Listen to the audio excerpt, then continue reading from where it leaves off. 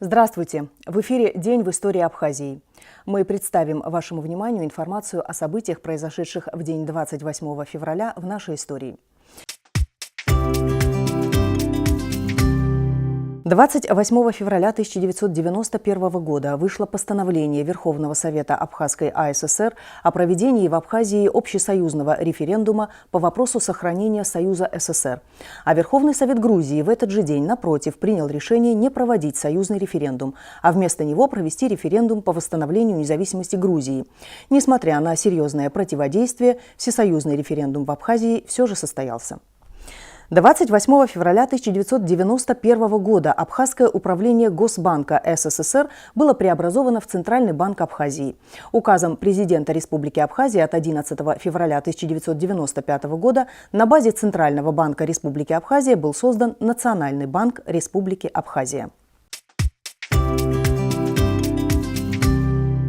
28 февраля 1993 года на Восточном фронте в результате успешных контратак абхазским формированиям удалось отбросить противника на исходные позиции. Напомним, что 3 днями ранее, а именно 25 февраля, грузинские войска предприняли вторую наступательную операцию по всему периметру Восточного фронта. 28 февраля 2003 года в администрации президента состоялась официальная презентация государственного сайта «Абхазия-Инфо». На сайте размещалась информация об основных направлениях деятельности всех ветвей государственной власти, текст Конституции Республики Абхазия на абхазском, русском и английском языках, акт о государственной независимости, важнейшие законодательные акты, исторические материалы. Специальная рубрика была посвящена президенту государства. В разделе «Политика» были размещены основные документы, касающиеся урегулирования грузино-абхазского конфликта, комментарии, аналитические материалы. 28 февраля 2005 года было совершено покушение на премьера Абхазии Александра Анкваб. Вечером 28 февраля 2005 года на выезде из Сухума в районе Гумистинского моста из автоматического оружия была обстреляна «Волга» премьер-министра Александра Анкваба. 28 февраля 2011 года в Абхазии завершили перепись населения. В республике работали 680 переписчиков. Были определены 720 переписных участков. Организованы 40 стационарных переписных участков в домоуправлениях, в районных администрациях, в отделах статистики. В качестве наблюдателей работали представители Росстата из Москвы, Адыгеи, Ростова-на-Дону, Краснодара. 28 февраля 2011 года в интернет-пространстве появился новый сайт «Абхазская интернет-библиотека». Это некоммерческий проект, которым занимаются энтузиасты. На сайте можно прочесть художественные произведения, мемуары, научные статьи и книги, в основном по истории, этнографии, археологии, географии, политологии, фольклорные материалы и многое другое. 28 февраля 2013 года оппозиция потребовала отставки правительства. Митинг протеста против повышения тарифов на электроэнергию и за отставку правительства был организован политической партией «Форум народного единства Абхазии». Митингующие требовали отменить повышение тарифов на электроэнергию, отправить правительство Республики Абхазия в отставку, сформировать новый состав Кабинета министров на основе широкого представительства политических сил страны, создание независимого общественного телевидения. В случае игнорирования требований организаторы митинга оставили за собой право поставить вопрос об отставке президента.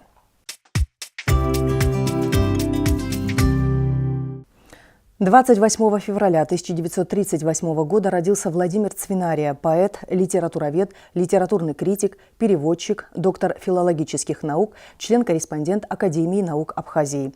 Цвинария является автором 7 литературоведческих и литературно-критических книг, 3 поэтических сборников и 1 публицистической книги. Свыше 50 научных статей Цвинария опубликованы в различных научных изданиях.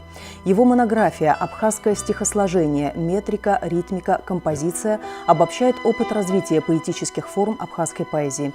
Значительный вклад Цвинария в изучение истории абхазской литературы. Его монографические исследования посвящены творчеству Баграта Шинкуба, Ио Когония, Дмитрия Гулия, Ивана Папаскир, Алексея Гогуа и других. В своих стихотворениях поэт часто обращается к судьбе своего народа, к его прошлому и настоящему. Лейтмотивом многих его произведений является отношение к родному языку как к духовному наследию. Перу Цвинария принадлежат мастерски выполненные переводы на абхазский язык произведений классиков русской и немецкой литературы.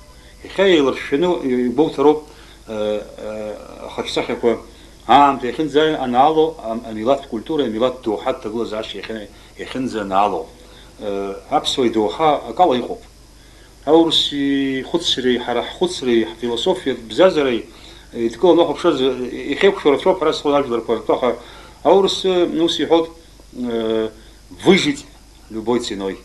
حرحته عاش وزارات كسوق أمزر إيه ربحا أيتي قد برنسيب أبكي حرقوه تحرا ويزلا دوقو ويامو بيرا تراجيزم أتسكه أخا جرا عاش سوق وزارات كسوق أمزر ربحا يخي أنت شا أرد حرق النانا برعضويت عاش حق زارت بس حق مزاري برحان ربسات جلا نرجيت يا دروا زيجيري حو زيجيري شو حبسوا ثروخة تراجيديا أنا بس أشخص كان تقران. 28 февраля 1939 года родился Юрий Чкадуа, скульптор, заслуженный художник Абхазии, выпускник Тбилисской государственной академии художеств, участник многих всесоюзных выставок в Москве, Санкт-Петербурге, а также Генуе, Берлине. Работал главным художником Сухума. Если не будет дисциплины застройки, город уже не будет городом, а будет просто обыкновенная деревня, где каждый позволяет себе все, что хочет, что ему в голову взбредет. Я просто даже не знаю, что дальше Сухуми ждет вот при таком вот просто необдуманном, стихийном, совершенно необдуманном строительстве. 28 февраля 1957 года родился Заур Шалашаа, член-корреспондент Академии наук Абхазии, доктор экономических наук, профессор Абхазского государственного университета. Ветеран Отечественной войны народа Абхазии Заур Шалашаа, выпускник Университета дружбы народов имени Патриса Лумумбы и защитил кандидатскую диссертацию по теме «Государственное планирование экономики в Венесуэле в условиях экспансии транснациональных корпораций». В феврале 2009 года в Московском государственном университете имени Ломоносова защитил докторскую диссертацию на тему «Государственное регулирование экономики в новых независимых республиках постсоветского пространства в условиях рыночной трансформации». Является автором более 60 научных и учебно-методических работ. Шалашаа – соавтор законопроекта об основах налоговой системы в Республике Абхазия.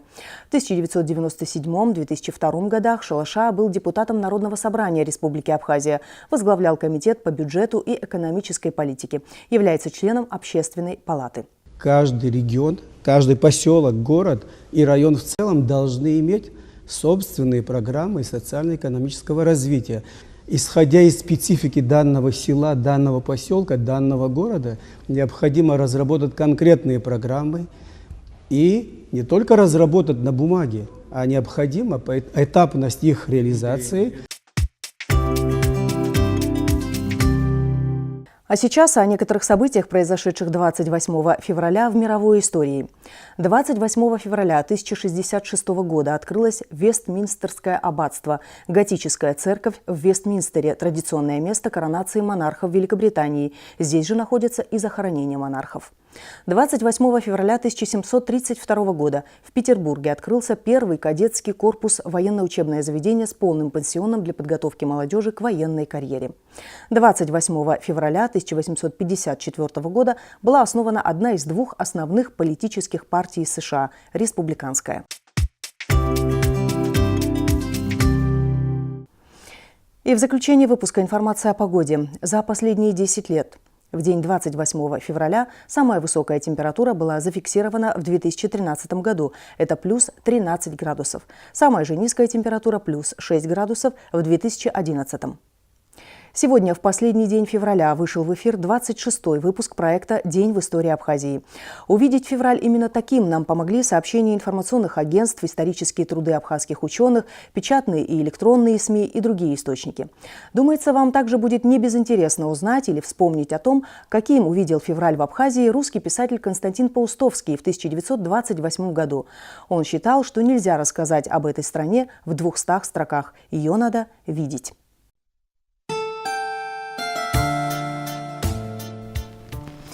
Я впервые увидел эту страну в феврале. Песок по берегам горных рек сверкал от крупинок золота. Белый город Сухум был осыпан желтой пылью мимоз. Земля на базарах лиловела от пролитого вина. Неумолимое солнце подымалось из-за Клуховского перевала, где горели льды, чернели буковые леса и спали в скалах жирные серебряные руды. Запах апельсинов смешивался с запахом жареных каштанов. Красные флаги шумели от южного ветра в тропических зарослях садов. Дикие всадники, гортанно крича, бешено скакали по каменным дорогам. Стенами падал теплый ливень, и душистый дым местного табака лениво сочился из окон Духанов. Пароход идет вдоль берегов этой страны всего 5-6 часов.